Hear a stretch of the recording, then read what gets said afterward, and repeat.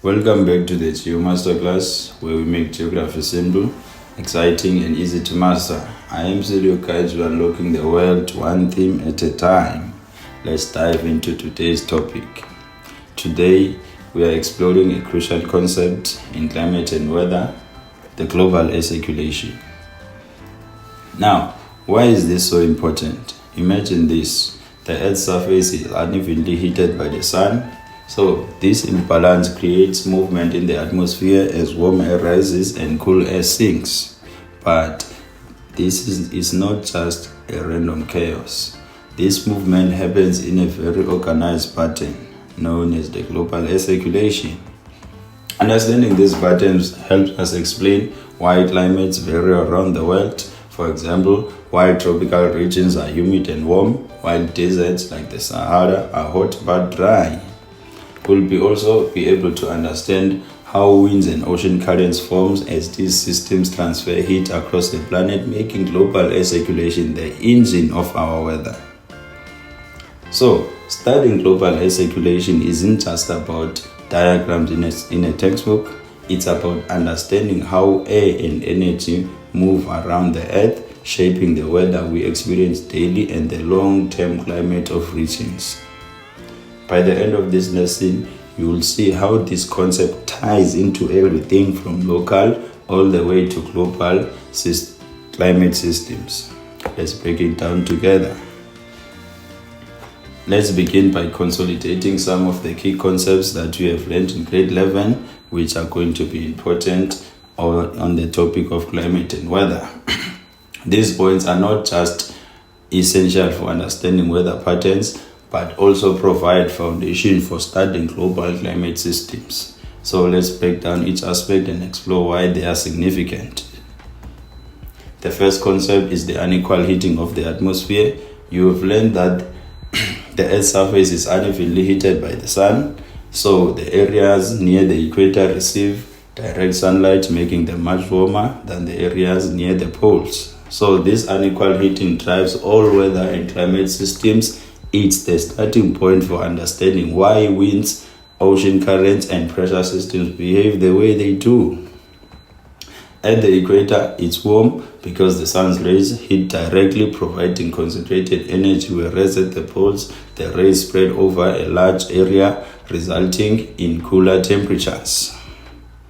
This temperature difference between the equator and poles creates a gradient, leading to the movement of air and ocean currents, which regulate climate globally. So again, this differential heating gives rise to different pressure systems: low pressure at warmer areas and high pressure at cooler areas. Warm air rises, creating areas of low pressure, while cool air sinks, forming areas of high pressure. These pressure differences are what drive winds and ultimately control global weather climates. Winds and ocean currents play a crucial role in moderating Earth's temperatures. Winds transfer warm air from the equator towards the poles and bring cooler air from the poles towards the equator. Without these mechanisms, the equator will become unbearably hot and the poles will be much colder than they are. Next, we have the Coriolis force, which is caused by the rotation of the Earth. The Coriolis force causes the wind to change direction. This force deflects the moving air to the right in the northern hemisphere and to the left in the southern hemisphere. A simple way to explain this is to think of a spinning carousel. If you try to throw a straight pole across while it spins, the pole would appear to curve. This deflection impacts global wind patterns and is critical in forming cyclones and pressure belts. Now, let's look at the planetary wind belts, as these are the large-scale winds that move around the globe. You have the tropical easterlies, we have the westerlies, and we have the polar easterlies. So, these winds determine weather systems, including tropical and mid-latitude cyclones. The global wind systems are tied to global world pressure belts. We have 4 global pressure belts. At the equator at 0 degrees, we have the equatorial low pressure belt where the air converges and rises. At 30 degrees north and south of the equator, we have the subtropical high pressure belt where the air is diverging and also descending. At 60 degrees, we have the subpolar low pressure belt where there is the convergence of the westerlies and the polar easterlies. So the air is rising at 60 degrees. Then at 90 degrees, we have the polar high pressure belt where there is cold sinking air at the poles. Now, these pressure belts guide global wind and weather patterns. Finally, you also learned about the tricellular circulation. The tricellular circulation model explains how air moves in 3 distinct cells, namely the Hadley cell, Ferrel cell, and the polar cell.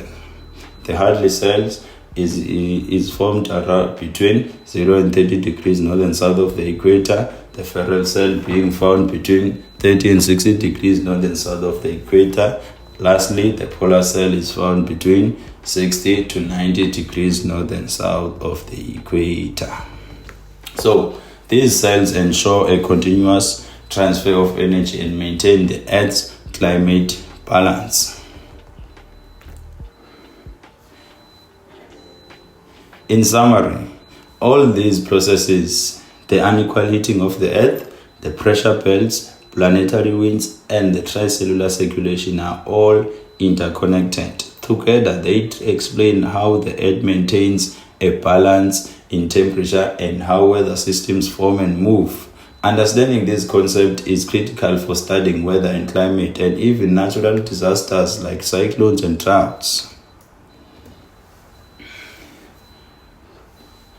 Understanding global air circulation begins with grasping the differences between high pressure and low pressure systems.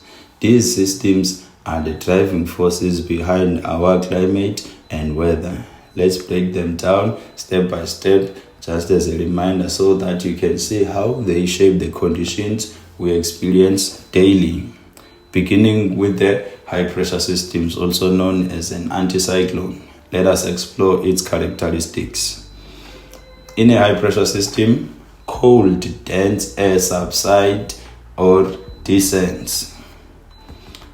So, the air movement is diverging or move outward from the center, spreading towards the areas of low pressure. This system is also characterized by the highest pressure being found at its center. In terms of the air circulation, due to the Earth's rotation, the air flows anti-clockwise in the southern hemisphere and clockwise in the northern hemisphere. Now, the conditions that are associated with the high pressure are calm, clear, and stable weather conditions. No storms or rains found here. Think of a calm, sunny winter's day in South Africa. That's the hallmark of a high pressure system. It's stable and predictable. Now, let's shift to the low pressure system, often referred to as a cyclone. Here, we see warm air rising as it is less dense than the surrounding cooler air. Air converges or moves inward towards the center of the system. The lowest pressure is found at the center of a cyclone. Then the air rotates clockwise in the southern hemisphere and anti-clockwise in the northern hemisphere. Low pressure systems bring rainfall, overcast skies, and unstable weather conditions, the perfect recipe for storms. Think about tropical cyclone Eloise, which caused heavy rains and flooding parts of South Africa and Mozambique. That's the classic example of the effects of a low pressure system.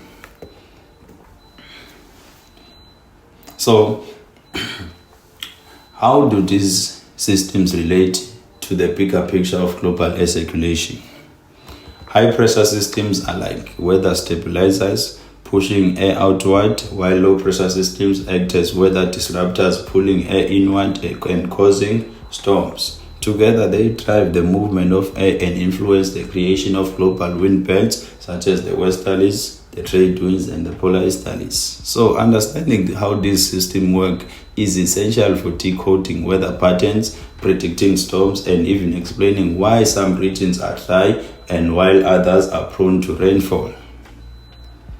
High pressure and low pressure systems are foundational to understanding how the atmosphere functions. High pressure systems bring calm and clear weather, while low pressure systems bring rainfall and instability. Together, they balance the energy within the atmosphere and are essential for explaining global air circulation. Now, lastly, let's break down the global air circulation step by step so you can understand how the Earth's atmosphere moves and why this movement influences weather patterns around the world. Let's dive into the sequence.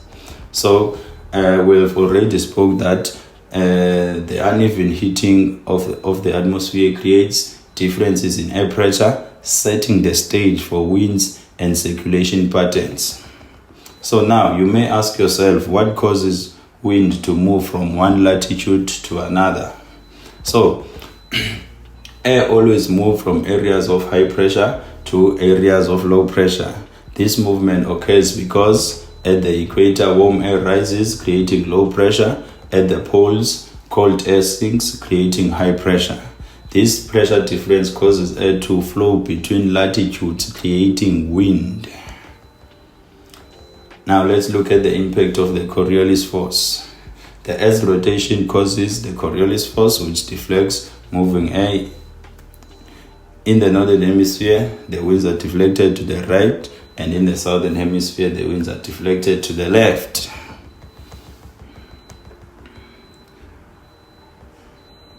Right, let us look at the main wind belts.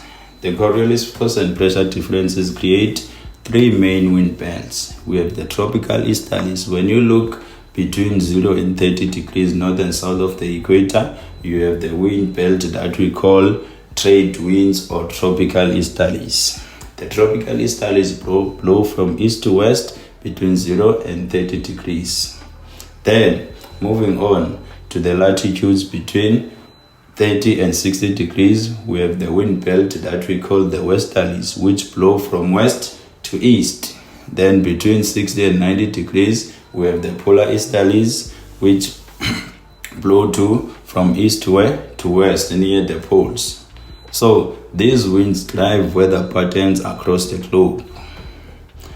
Now, let us look at the global pressure belts. The Earth's surface has alternating bands of low and high pressure belts. Firstly, at 0 degrees at the equator exactly, we have the equatorial low pressure belt, where there is rising warm air that creates a low pressure. At 30 degrees, we have the subtropical high pressure belt, where there is sinking air that creates a belt of high pressure.